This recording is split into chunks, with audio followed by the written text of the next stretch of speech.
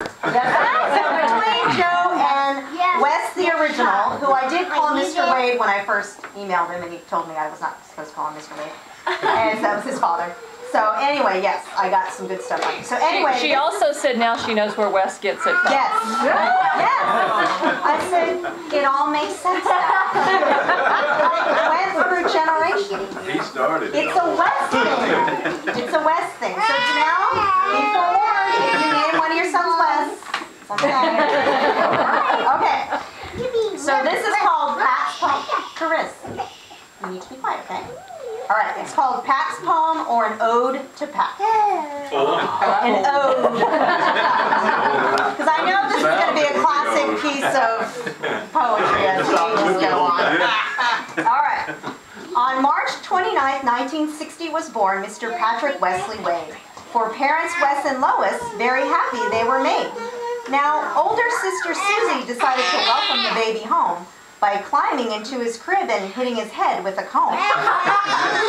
When baby sister Janie came, you'd think the girls would stick with one another, but Janie discovered it was safer to stand by her older brother. Pat rarely got in trouble, which with his sisters did annoy. Since they got busted and he didn't, he became known as the Golden Boy. You don't know how hard it was to not come up to you and call you Golden Boy. Okay, I knew that. He didn't speak until age 4, much to his parents' dismay. When asked why he didn't talk sooner, his reply was, I have nothing to say. He had to use the bathroom while shopping with his folks one day. Much to his mother's horror, he almost used the toilet on display. That was your dad's doing, He could play for hours with his cars on an oval rug racetrack they zoomed. And when playing Tarzan with his sisters, the role of cheetah is what he assumed. There was a creek near the house around which Pat and the girls would roam. Pat, armed with a branch fishing pole, would daily bring a dozen little fish home. One day a man checked out the creek and came back with a sign in his fist, which warned against fishing for the fish which were on the endangered species list. You probably owe a lot of money. Pat had an ugly cat named Gladys. His mother got rid of her, but Pat loved the unlovely and still pines away for her purr. Pat played football and wrestled in school, which kept him physically fit. He once let a guy with B.O. pin him because Pat's head was stuck in his armpit. That was bad. That was a secret weapon. Now, according to Pat's father, who's not known for telling fibs, when Pat as a teen wrestled him, Pat broke a few of his dad's ribs. And he never told me until just a few years ago. Pat has been known to cheat death, like when a game of death cycles underway, and a rocket battle in the woods was another thing Pat liked to play.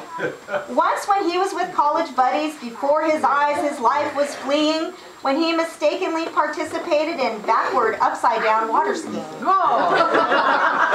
Pat and Joe... Upside down. I'll explain that later. He has a lot to explain, you guys. In the air, head in the water.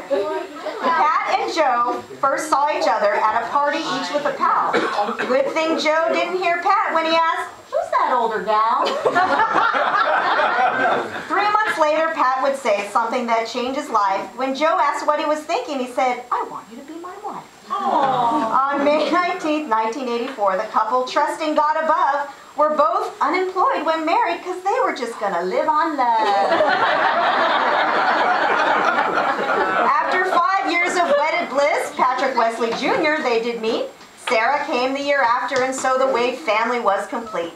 Sarah once put a note on his back, and I'm sure Pat's face was red. When at the doctor's office, the doc saw, "I'm a woo-woo head." On a plane, Pat sat with his junior, who Wes spied a Krispy Kreme ad. He thought it was so very funny, he spilled his Coke in the lap of his dad. When Pat started playing an instrument, the banjo is what he chose, and now Pat can be very happy picking something other than his nose. 2 points, Julie. Maybe someday in the bluegrass world, Pat will achieve.